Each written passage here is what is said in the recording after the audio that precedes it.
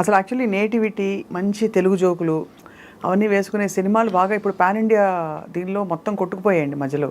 So pan India సినిమాలు చూసినప్పుడు మీకేమనిపిస్తుంది? నేను అప్పుడప్పుడు సీట్లోంచి ఉలికి పడుతుంటా. ఎంత పెద్ద ప్రొడక్షన్ అయినా ఒక డైలాగ్ బెంగాలీలో వస్తుంది తెలుగు సినిమాలో, ఒక డైలాగ్ ఇంకో అంటే భాష, యాస, ఉచ్చారణ మొత్తం అంతా కూడా మారిపోయి.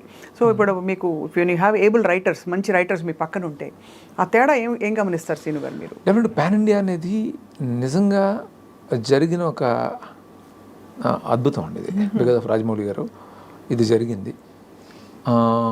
ఆ తర్వాత కేజీఎఫ్ కానీ చాలా సినిమాలు అలాగా, సలార్ కానీ ఇవన్నీ, పుష్ప ఇవన్నీ, దేవరా, ఎన్నిటికి ఒక అడ్వాంటేజ్ వచ్చిందండి. ఇది నిజంగా చాలా పెద్ద విషయం. అంటే ఏదైనా కూడా అండి కథ, ఆ కథకి ఆ పాన్ ఇండియాకి వెళ్ళి ఆ లక్షణాలు ఉంటే, లేకపోతే ఆ హీరోకి ఆ పొటెన్షియల్ ఉంటే, ఆ సైజు ఉంటే డెఫినెట్గా ఇది ఒక ఆపర్చునిటీ. అందుకని ప్రతి ఫిల్మ్ కూడా పాన్ ఇండియాని మనం ఎక్స్పెక్ట్ చేయకూడదు. లోకల్ సెన్సిబిలిటీస్తో మనం కొన్ని సినిమాలు చేస్తాం. అవును, అదే డిసైడ్ అయిపోవాలి మనం. ఇప్పుడు మన సినిమా చేస్తున్నాం, ఒక కథ చేస్తున్నాం, కథ ఈ కథ మనం ఎవరిని ఏం చేసి చేస్తున్నాం అనేది ఒక క్లారిటీ మనకు ఉంటే కనుక ఆ ప్రకారం వెళ్ళాలి. సో మీరు ఇందాక అడిగింది రకరకాలుగా వస్తున్నాయి అనేది మరి ఒక ఇంత పాన్ ఇండియాకి స్ప్రెడ్ అవ్వాలి సినిమా అని అన్నప్పుడు చిన్న చిన్నవి అలాంటివి ఉంటాయి. అంటే ఉన్నమాట అయితే వాస్తవం. అంటే ఉంటాయి కదా చిన్న చిన్న నేటివిటీ లేకపోవడం. నేను అంటాను ఒక్కటే, అంటే మనకి అడ్వాంటేజ్ అనేది డెఫినెట్గా ఉందండి. బట్ ఇక్కడ చాలా అర్థం చేసుకోవాల్సిన ఆలోచించండి, ఈ కథకి ఆ పాన్ ఇండియన్ పొటెన్షియల్ ఉందా, ఈ స్టార్కి ఆ పొటెన్షియల్ ఉందా, లేకపోతే ఆ సైజ్ ఉందా, ఇవన్నీ చూసుకుని మనం ప్లాన్ చేయాలి తప్ప ప్రతి సినిమా పాన్ ఇండియా అని అనుకోవడం కుదరదు. కొంచెం అంటే ఒక చిన్న మిడ్ రేంజ్ హీరో కానీ లేకపోతే చిన్న హీరో అని ఎవరిదైనా కూడా పాన్ ఇండియాకి వెళ్ళొచ్చు. ఆ కథలో ఆ పొటెన్షియల్ ఉండాలి. అవును, అది డిసైడ్ అవ్వాలండి. ఇప్పుడు మొత్తం ప్రొడక్షన్ వాల్యూస్ అన్నీ బాగా పెరిగిపోయి, కథలు, స్కేలు ఇవన్నీ పెరిగిపోయి, ఎక్కడో ఇదివరకు హీరో సెంట్రిక్గా ఉండే సినిమా ఇప్పుడు మొత్తం అంతా కూడా సినిమా సెంట్రిక్ హీరో అయిపోయారు. అంటే even in some of the biggest recent సినిమాలు. So as a film maker మీకు ఏది ప్రధానం అనిపిస్తుందండి? మీరు కూడా హీరో సెంట్రిక్గా కొన్ని సినిమాల్లో క్యారెక్టర్స్ డిజైన్ చేశారు. బట్ మీ దానిలో అంత కొట్టొచ్చినట్టు హీరో కోసమే బలవంతంగా రాసినట్టు ఎప్పుడూ అనిపించలేదు, న్యాచురల్గా ఉండేది. మీకేమనిపిస్తుంది శ్రీనివట్ల గారు? ఏది ప్రధానం ఇప్పటి రోజుల్లో సినిమాకి? కథ ఆత్మ, ప్రొడక్షన్ ఆత్మ, టెక్నికల్ వాల్యూస్ ఆత్మ, సంగీతం, వాట్ ఈస్? ఎప్పుడు కథనండి. కథే ఫస్ట్ కథ తర్వాత ఆ కథకి ఒక హీరో ఒక తన ఇమేజ్ ఒకటి యాడ్ అవుతుంది.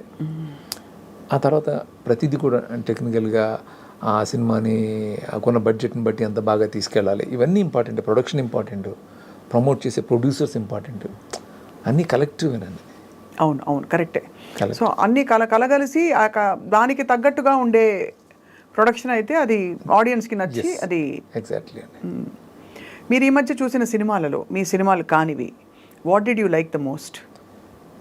చాలా సినిమాలు ఉన్నాయి కానీ ఇమ్మీడియట్గా ఇన్స్టెంట్గా అడిగితే మనం కూడా చెప్పాను నేను, మహారాజా అనే ఫిల్మ్ నాకు చాలా బాగా నచ్చిందండి. విజయ్ సేతుపతిది. అంటే స్క్రీన్ ప్లే చాలా టెరిఫిక్గా చేశారు. జనరల్గా కొరియన్ ఫిల్మ్ లాగా ఉంటుంది అది. మన ఇండియన్ ఫిల్మ్స్లో మన సౌత్ ఫిల్మ్ అంత బాగా చేశారు. చాలా నచ్చింది నాకు ఆ సినిమా. పొన్నియిన్ సెల్వన్ మీకు అర్థమైందండి? అర్థమైంది. అర్థం అంటే కొంచెం చిన్న ఉంటే ఆ పేర్లు ఎక్కువ. అంటే నిజంగా ఆడియన్స్కి చాలా టైం పట్టింది. It's beautiful production. అవునండి. కానీ ఆ రాజుల పేర్లు హిస్టరీ పాఠం కొంచెం కూడా వాళ్ళకి తమిళ వాళ్ళకి అందరికీ వాళ్ళకి తెలుసు కాబట్టి ఆ హిస్టరీ వాళ్ళకి ఈజీ ఉంటుంది. మనకు కొంచెం కొత్త కదండి ఇవన్నీ. మనకు ఆ హిస్టరీ తెలియనప్పుడు ఆ పేర్లు కొంచెం బట్ ఇట్స్ గ్రేట్ డైరెక్టర్ ఆయన. అదేమి అసలు మనం అనే ఇది లేదు కానీ అంటే అలాంటివి చూసినప్పుడు చాలా అంటే బ్రెయిన్ పవర్ ఎంత మనం పెట్టాలి, అవి గుర్తుంచుకుని ఇంటికి వెళ్ళి కథ చెప్పాలనుకోండి ఎవరికైనా, అప్పుడు వస్తుందన్నమాట అసలు విషయం. సో మిస్టర్ సినిమా తీస్తున్నప్పుడు మీకు ఒక రియల్ కపుల్, ఆ తర్వాత రియల్ కపుల్ అయిపోయారు. అప్పట్లో మీకు ఆ జాడలు హింట్స్ అనిపించాయా వాళ్ళు ఇష్టపడుతున్నట్టు? వరుణ్ తేజ్ అండ్ లావణ్య? నాకేం అనిపించలేదు, నాకు తెలియదు అసలు. నేను నా గొడవలో నేను ఉండేవాడిని ఎప్పుడు కూడా. పెద్దగా నేను ఇది పెద్ద ఫోకస్ అవ్వను, ఏది నాకు అనిపించలేదు ఎప్పుడైతే. ఇప్పుడు once they became real couple మీరు సర్ప్రైజ్ అయ్యారా? వరుణ్ ఎప్పుడు తను ఇది కోసం ఫోన్ చేసినప్పుడు తను చెప్పాడు ఇట్లాగా అది గుర్తు చేసాడు అనమాట. ఆ టైంలో అలా జరిగిందని చెప్పి గుర్తు చేశాడు నాకు. ఓ అప్పుడు ఫుల్ అవునా నాన్న నాకు తెలీదు. సో అది అంటే ఇవన్నీ సరదా విషయాలు. ఇప్పుడు వాళ్ళు చక్కగా సెటిల్ అయ్యారు కాబట్టి మనం చెప్పుకోవడానికి కూడా ఇట్స్ హ్యాపీ థింగ్ కాబట్టి మేము ప్రస్తావిస్తున్నాం. అమ్మాయి చాలా మంచి అమ్మాయి, వరుణ్ చాలా మంచోడు, ఇద్దరు కలవటం చాలా హ్యాపీ. మీకు ఆల్ టైమ్ మీరు డైరెక్ట్ చేసిన హీరోలు అందరిలో ఇది మాత్రం ఖచ్చితంగా మీరు ఒక పేరు చెప్పాల్సిందే. Who's your all time favourite hero మీరు డైరెక్ట్ చేసిన హీరోలు? అసలు ఏ డైరెక్టర్ అని చెప్తారండి ఇది? చెప్పరా? ఎలా చెప్తారండి? అంటే చెప్పకూడదా? చెప్పకూడదని కాదండి, అది చెప్పలేము అంతే. అదే పైగా నేను ఏ హీరోని చేస్తే హీరోతో చేస్తే ఆ హీరోతోటి ఎక్కువ ఫ్రెండ్షిప్ చేస్తాను, లవ్ చేసి చేయాలి, అది ఉండదండి ఫ్రాంక్గా. అందరూ ఆ సినిమాకి వాళ్ళు బెస్ట్ అంతేనా? వన్స్ వచ్చేసిన తర్వాత అది ఒక ఎలా ఉంటుంది, మ్యూచువల్గా ఉంటుంది. ఆ హీరో మనం ఎంత లవ్ చేస్తున్నాం, మనం ఎంత లవ్ చేస్తున్నాం, అలా వెళ్తూ ఉంటుంది తప్ప అది చెప్పడం కష్టం. అంతే. అలాగే మీ కాస్టింగ్లో మీరు హీరోయిన్కి ఎంత ప్రాధాన్యత ఇస్తారు శ్రీను వైట్ల గారు? ఎందుకంటే నేను అందరు డైరెక్టర్లతో నేను చాలామందితో పూరి జగన్ గారితో వాళ్ళతో ఎప్పుడు ఫైటింగ్ చేస్తూ ఉండేదాన్ని. మంచి సబ్స్టెన్స్, ఒక మెదడు ఉండే మంచి థింకింగ్ ఉండే క్యారెక్టర్ ఉండాలి అమ్మాయిల క్యారెక్టర్లు. ఎందుకు ఎప్పుడు సిల్లీగా చూపించాలి ఆ అబ్బాయిని ఎక్కువ ఎలివేట్ చేయడానికని. మీ దృక్పథం ఏంటి శ్రీను గారు? యూ ఆల్వేస్ బీన్ బ్యాలెన్స్డ్ ఎందుకని? నేను అంటే హీరోయిన్ క్యారెక్టర్కి ఇంపార్టెన్స్ డెఫినెట్గా ఉండాలని కోరుకుంటాను నేను కూడా. బట్ హీరో సెంట్రిక్కి వెళ్ళేటప్పుడు కొన్నిసార్లు తగ్గిపోతుంటన్నమాట వాస్తవం అండి. అలా అని చెప్పి నేను ఎప్పుడు హీరోయిన్ క్యారెక్టర్ని అలా చేయను. నేను ఒక క్లాస్ మెయింటైన్ చేస్తాను ఎప్పుడు కూడా. అవునవును. ఎందుకంటే కొంచెం ఎంటర్టైనింగ్గా చెప్పడానికి ట్రై చేస్తాను. అంటే నా సినిమాలో ప్రతి క్యారెక్టర్ ఎంటర్టైనింగ్గా ఉండాలని కోరుకుంటాను కాబట్టి, పర్టికులర్గా హీరోయిన్కి ఎక్కువ స్పేస్ ఉంటుంది కాబట్టి ఆ అమ్మాయి క్యారెక్టర్ని కూడా ఎంటర్టైనింగ్గానే డిజైన్ చేయడానికి ట్రై చేస్తుంటానండి. బట్ ఎక్కడ కూడా ఒక మీరు సినిమాలు చూస్తారు కదా తెలుస్తుంది. రాబోయే సినిమాల్లో కామెడీ కాకుండా ఇంకా ఏ జానర్స్లోకి శ్రీను వైట్ల గారు అడుగు పెట్టబోతున్నారు? అంటే నేను ఏ జానర్లో సినిమా తీసినా కామెడీగా ఎంటర్టైనింగ్గా చెప్పాలి అంతేనండి. అంటే నేను ఇమ్మీడియట్ చేయబోయేది మాత్రం ఫుల్ లెంగ్త్ కామెడీ. అందులో కొంచెం యాక్షన్ ఉన్నా కూడా ఈ టెంప్లెట్లో ఉండదు.